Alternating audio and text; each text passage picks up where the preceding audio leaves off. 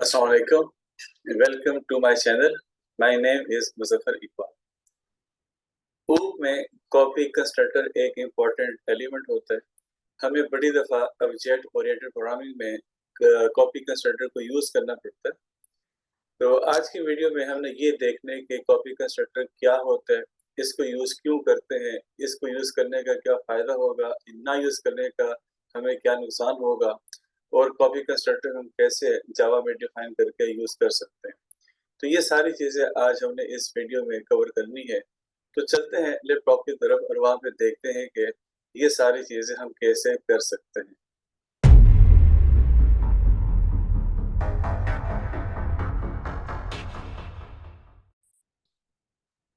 तो copy constructor को समझने से पहले ये एक छोटा-सा सिनेरियो है। पहले इसको समझते हैं, फिर आपको आइडिया हो जाएगा कि कॉपी कंस्ट्रक्टर को यूज़ क्यों करना पड़ता है। अगर आपने कॉपी कंस्ट्रक्टर को यूज़ नहीं किया, तो आपको क्या नुकसान हो सकता है। तो फर्ज़ करते हैं कि हमारे पास एक क्लास है, उसका नाम पर्सन है। इसके 2 एट्रिब्यूट्स हैं और एक इसका मेंबर फंक्शन है। इस क्लास का हम एक ऑब्जेक्ट क्रिएट करते हैं। लेट्स से कि P1 के नाम से, जिसका नाम अली है और जिसकी एज यहाँ पे 21 है। तो जिस तरह पहले बात करते आ रहे हैं कि न्यू कीवर्ड से हमारे पास इस क्लास का ऑब्जेक्ट बनेगा और इसका जो भी एड्रेस होगा वो रेफरेंस वेरिएबल P1 में स्टोर हो जाएगा। तो P1 एक रेफरेंस वेरिएबल है जो एक ऐसी मेमोरी को रेफर कर रहा है जिसमें आपका ऑब्जेक्ट स्टोर हुआ पड़ा है। इसके बाद हम इसी क्लास का एक दूसरा ऑब्जेक्ट बनाते हैं P2 के नाम से। यहाँ पे हमारे पास जो ऑब्जेक्ट बन रहा है उस पे जो नेम की वैल्यू है वो ABC है और उसकी जो एज है दैट इज 31 और इस ऑब्जेक्ट का जो भी एड्रेस होगा वो रेफरेंस वेरिएबल P2 में स्टोर हो रहा है। तो P1 एक और ऑब्जेक्ट को रेफर कर रहा है और P2 एक और ऑब्जेक्ट की तरफ रेफर कर रहा है। अब फर्ज करते हैं कि हम यहाँ पे P2 is equal to P1 एक स्टेटमेंट यूज करते हैं और उसके बाद यहीं पे सारी कहानी है। और यहाँ पे हम देखते हैं कि अगर आप P1 को असाइन करते हैं P2 में या आप P1 कॉपी करते हैं P2 में, तो इससे क्या होता है? इससे बेसिकली होता ये है कि आपने ये कहा कि P1 के जो कंटेंट्स है वो P2 में स्टोर होते हैं। हमारे पास P1 में ये एक मेमोरी एड्रेस है जो बेसिकली इस ऑब्जेक्ट को रेफर कर रहा था। तो ये जो P1 के कंटेंट्स है ये बेसिकली P2 में कॉपी हो जाते हैं और कॉपी होने का मतलब ये हुआ कि हमारे पास ये जो वैल्यू है वो यहाँ पे आ गई और ये P2 पहले जो रेफर कर रहा था इस सब्जेक्ट की तरफ, अब ये P2 रेफर करेगा इस सब्जेक्ट की तरफ। अगर आपको मैं दोबारा दिखा सकूं, पहले हमारे पास P1 रेफर कर रहा था इस सब्जेक्ट को और P2 रेफर कर रहा था इस सब्जेक्ट को। लेकिन जब आपने P2 is equal to P1 कर दिया, अब हमारे पास जो P1 के कंटेंट्स है जो बेसिकली इस ऑब्जेक्ट का मेमोरी एड्रेस था वो असाइन हो गया P2 को। तुम्हारे पास P1 एंड P2 के कंटेंट सेम हो गए। इसका मतलब ये हुआ कि P1 भी इसी ऑब्जेक्ट को रेफर करेगा और P2 भी इसी ऑब्जेक्ट को रेफर कर रहा होगा। इसके बाद फर्ज करते हैं कि आप यहाँ पे P2 के नेम को और P2 की एज को चेंज कर लेते हैं। चूंकि P2 इस मेमोरी एड्रेस को रेफर कर रहा है, तो अगर आप यहाँ पे P2 के जरिए उसका नेम चेंज कर लेंगे तो हमारे पास जो चेंज आएगी वो बेसिकली यहाँ पे आएगी। अगर आप यहाँ पे P2 के जरिए एज की वैल्यू को चेंज करेंगे तो वो एज हमारे पास यहाँ पे चेंज हो रही है। तो इसका मतलब ये हुआ कि P1 के ज़रिए अगर आप नेम को या एज को एक्सेस करने की कोशिश करेंगे, तो ये आपको जो नए अपडेटेड कंटेंट्स होंगे, आपको वो मिल रहे होंगे। तो अगर आप यही करना चाह रहे थे, फिर तो आपने सही किया, लेकिन हम जब नॉर्मली यहाँ पे P2 is equal to P1 कर रहे होते हैं, जिस तरह हम नॉर्मली सिंपल वेरिएबल्स को जो कि प्रिमिटिव टाइप्स के होते हैं, आप अगर उनको यूज़ करते हैं, तो बेसिकली P1 की वैल्यू P2 में कॉपी हो जाती है। उसके बाद P2 को चेंज करने से P1 और P1 को चेंज करने से P2 इफेक्ट नहीं होता। लेकिन यहाँ पे ऐसा नहीं होता, क्योंकि P1 किसी मेमोरी एड्रेस को स्टोर कर रहा है जो किसी ऑब्जेक्ट की तरफ आपको रेफर कर रहा है। तो अगर आपने यहाँ पे ऐसे किया तो ये बेसिकली एक ऑब्जेक्ट का जो रेफरेंस होता है वो यहाँ पे कॉपी हो जाता है। तो इसका मतलब ये हुआ कि अगर आप P1 के ज़रिए किसी डेटा मेमोरी को चेंज करेंगे, तो P2 के ज़रिए भी अगर आप डेटा मेमोरी को एक्सेस कर रहे होंगे, तो वो जो आपकी मॉडिफाइड वैल्यू होती है, वो आपको वहाँ पे एक्सेस हो रही होती है। जिस तरह हम यहाँ पे देख रहे हैं कि आपने चेंज तो P2 के ज़रिए नेम और एज को किया, लेकिन एक्चुअली अगर आप बाद में P1 के ज़रिए नेम को और एज को एक्सेस करने की कोशिश करेंगे, तो आपको वो वैल्यू मिलेगी जो कि यहाँ पे आपने चेंज की होंगी, जिसकी एक्चुअल कंटेंट्स होंगे वो आप यहाँ पे खत्म हो चुके हैं। तो इस तरह के केसेस में जब आप किसी ऑब्जेक्ट की वैल्यू को दूसरे ऑब्जेक्ट में कॉपी करने की कोशिश कर रहे होते हैं, तो वहाँ पे हमारे पास just P2 is equal to P1 काफ़ी नहीं होगा, बल्कि यहाँ पे आपको कुछ और करना पड़ेगा, जिसके ज़रिए आपके पूरा जो ऑब्जेक्ट होगा, वो आपके दूसरे ऑब्जेक्ट में कॉपी हो जाता है। अब जावा में ये काम करने के 2-3 तरीके हैं, उनमें से आज हम जस्ट एक तरीका पढ़ेंगे, जिसको हम यहाँ पे कॉपी कंस्ट्रक्टर कहते हैं। तो अगर आपने कॉपी कंस्ट्रक्टर डिफाइन किया होगा, तो आप किसी एक ऑब्जेक्ट के डेटा मेंबर्स को दूसरे ऑब्जेक्ट में कॉपी कर सकते हैं। ये कैसे करेंगे? अभी मैं आपको नेटबीन्स पे लेके चलता हूँ और वहाँ पे देखते हैं कि कॉपी कंस्ट्रक्टर आपने डिफाइन कैसे करना है और उसके बाद आप उसको यूज़ कैसे करेंगे। तो ये टाइम को सेव करने के लिए मैंने ऑलरेडी एक कोड लिख के रखा हुआ है। ये हमारे पास एज़ यूजुअल पर्सनल क्लास है, इसके 2 एट्रीब्यूट्स हैं, एक नेम है, एक एज की क्लास एक एज का एट्रीब्यूट है।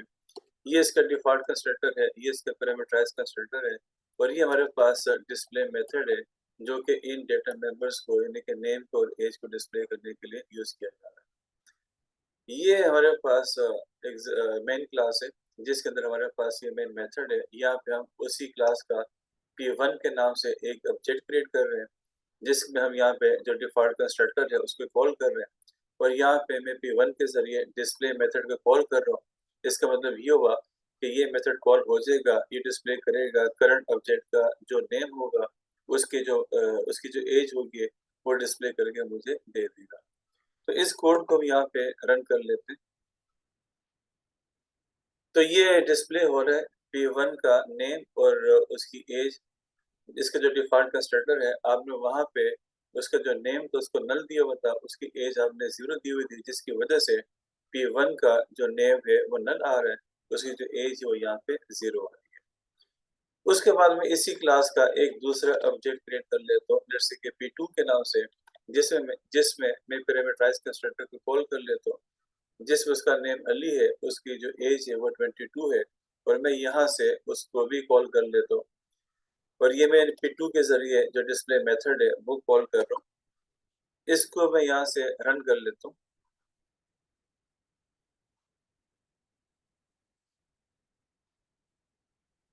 तो ये रन होने के बाद P1 को जब डिस्प्ले करेगा तो उसका नेम नल है, उसकी एज 0 है। जब P2 को डिस्प्ले करेगा उसका नेम अली है, उसके यहाँ पे एज 22 है।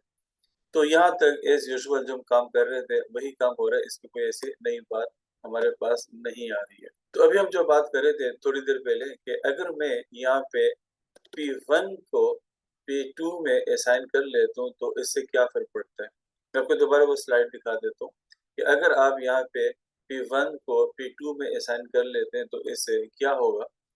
ये मैंने P1 को P2 में असाइन किया और उसके बाद मैं P2 की एज को और P2 के नेम को चेंज कर लेता हूँ।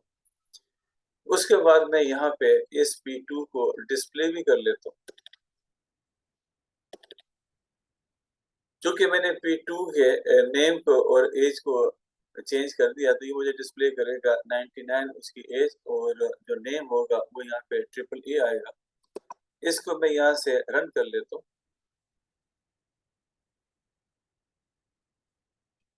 तो ये P1 एज़ यूजुअल वही आ रहा है नल 0। P2 हमने पैरामीटराइज़्ड कंस्ट्रक्टर में अली और डबल 2 दिया था, ये मुझे अली एंड 22 दे रहा है। फिर दोबारा मैंने यहाँ पे P2 के ज़रिए उसकी जो एज है और उसका जो नेम है वो चेंज किया। तो चेंज करने के बाद हमारे पास जो चेंज वैल्यू है ये उसका हमारे पास नेम आ रहा है, जो हमने यहाँ पे उसका नेम ट्रिपल ए रखा हुआ था और ये उसकी एज आ रही है, जो हमने यहाँ पे उसकी 99 कर दी थी। अब हम यहाँ पे जो P1 है वो डिस्प्ले कर लेते हैं। तो चेक करते हैं कि जब हम यहाँ पे P1 को डिस्प्ले कर लेते हैं, रिमेंबर कि हमारे पास जो P1 की इनिशियल वैल्यू थी वो नल और 0 थी।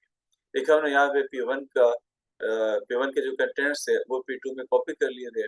उसके बाद मैंने यहाँ पे P2 को चेंज किया। उसके बाद जब मैं P1 को डिस्प्ले करता हूँ तो क्या ये मुझे डिस्प्ले करेगा नल 0, या जो मैंने P2 में चेंजेस किए थे ट्रिपल ए और 99, क्या मुझे ये वो जो चेंज वैल्यू है वो डिस्प्ले करके देगा। तो इसको रन करते हैं, और रन करने के बाद यू कैन सी कि हमारे पास P1 की जो स्टार्टिंग वैल्यू थी वो नल और 0 थी, लेकिन एंड पे जब मैंने P1 को डिस्प्ले किया तो ये मुझे उसका जो नेम है वो ट्रिपल ए और 99 डिस्प्ले कर रहा है।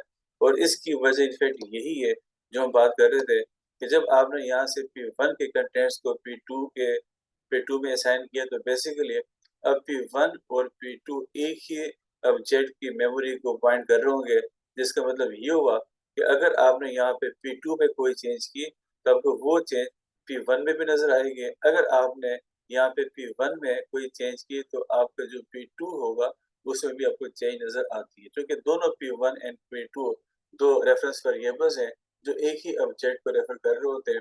तो अगर आपने P1 के जरिए डेटा मेंबर्स को चेंज किया या अगर आपने P2 के जरिए डेटा मेंबर्स को चेंज किया तो दोनों चूंकि एक ही मेमोरी एड्रेस को पॉइंट कर रहे होंगे, तो ये आपको एक दूसरे का इम्पैक्ट दूसरे में नजर आ रहा होता है। तो अगर आप यही करना चाह रहे थे फिर तो ठीक है, लेकिन नॉर्मली यहाँ पे जो हमारे ज़हन में था वो ये था कि मैं इस स्टेटमेंट के ज़रिए जो P1 जिस ऑब्जेक्ट को रेफर कर रहा है उस ऑब्जेक्ट को मैं P2 में कॉपी करना चाह रहा था, और उसके बाद अगर मैं P2 को चेंज करता हूँ तो P1 में चेंज ना हो, अगर मैं P1 में कोई चेंज करता हूँ तो वो P2 में चेंज ना हो, तो ये बाय डिफॉल्ट तो ऐसा नहीं हो रहा।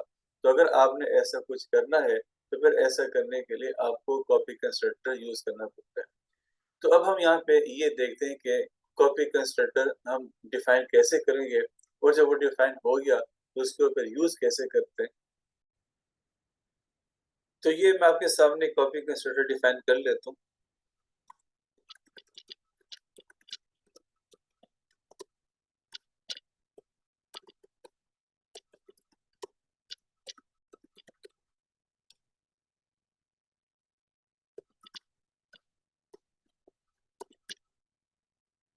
तो this is copy constructor as usual. चूंकि हमारे पास ये कंस्ट्रक्टर है तो इसका भी नाम वही होगा जो हमारे पास क्लास का नेम है। क्लास का नेम पर्सन है, इसका भी नाम हमारे पास पर्सन ही होगा। एक आम कंस्ट्रक्टर में और कॉपी कंस्ट्रक्टर में जो बेसिकली डिफरेंस होता है वो ये है कि ये आपसे जो एट्रीब्यूट लेगा वो उसी ही क्लास का हमारे पास एक रेफरेंस वेरिएबल होगा। जो डिफॉल्ट कंस्ट्रक्टर है वो इस तरीके से होता है, पैरामीटराइज हमारे पास इस तरीके से होता है। ये हमारे पास कॉपी कंस्ट्रक्टर है, तो इसकी पहचान ऐसी होती है कि क्लास का नेम और इसका नाम सेम होगा, और उसके बाद ये आपसे एक रेफरेंस वेरिएबल रिसीव करेगा जो उसी ही क्लास का बेसिकली एक रेफरेंस वेरिएबल होगा जो किसी ऑब्जेक्ट को रेफर कर रहे होते हैं। फिर यहाँ पे जो ऑब्जेक्ट इसको कॉल करेगा उस ऑब्जेक्ट के नेम में ये भी जिस ऑब्जेक्ट की मेमोरी को रेफर कर रहा होगा, और उस ऑब्जेक्ट में जो नेम होगा ये कॉपी हो जाएगा उस ऑब्जेक्ट में जो कि इस कॉपी कंस्ट्रक्टर को कॉल कर रहा होगा। सेम हमारे पास ये भी रेफरेंस वेरिएबल जिस ऑब्जेक्ट की तरफ आपको रेफर कर रहा होगा उस ऑब्जेक्ट में जो एज की वैल्यू होगी ये कॉपी हो जाएगी उस ऑब्जेक्ट में जिसने इस कॉपी कंस्ट्रक्टर को कॉल किया होगा। कैसे, ये हम यहाँ पे एक छोटे सा चेंज कर लेते हैं। इस कोड को इस तरह लिखने की बजाय मैं इस कोड को अब ऐसा लिख लेता हूँ कि P2 is equal to new person P1। अब सर ये कोड समझने की जरूरत है। Sorry, this is P2 equal to new person P1। अब यहाँ पे जो हमारे पास P2 है ये कॉलिंग ऑब्जेक्ट है, ये कॉल कर रहा है, और ये न्यू कंस्ट्रक्टर के जरिए P1 के जो कंटेंट्स है उसको P2 में कॉपी कर रहा है। मतलब P1 हमारे पास एक ऑब्जेक्ट है इसी ही क्लास का, तो P1 जिस ऑब्जेक्ट को रेफर कर रहा होगा उस ऑब्जेक्ट में हमारे पास जो नेम और जो एज ये जो भी डेटा मेंबर्स होंगे उन तमाम को उस ऑब्जेक्ट में ये कॉपी कर देगा जिसको P2 रेफर कर रहा है। तो यहाँ पे कॉपी कंस्ट्रक्टर कॉल हो रहा है, P2 is the calling object, और यहाँ पे ये कॉपी कंस्ट्रक्टर यूज हो रहा है। And this is the copy constructor जो हमने डिफाइन किया हुआ था पर्सन क्लास में। यहाँ पे P1 पर्सन क्लास का एक रेफरेंस वेरिएबल है और ये भी हमारे पास इसी ही क्लास का एक रेफरेंस वेरिएबल है। तो P1 के जो कंटेंट्स होंगे वो यहाँ पे P में आ जाएंगे। P1 बेसिकली एक ऑब्जेक्ट को रेफर कर रहा था, तो इसका मतलब ये हुआ कि ये जो P होगा ये भी उसी ही ऑब्जेक्ट को रेफर कर रहा होगा। आगे आप ये कह रहे हैं कि this dot name equal to P dot name, मतलब कि ये P जिस ऑब्जेक्ट को रेफर कर रहा था उसमें जो नेम के वैल्यू होगी वो उस नेम में कॉपी हो जाएगी जिस ऑब्जेक्ट को ये P2 रेफर कर रहा होगा।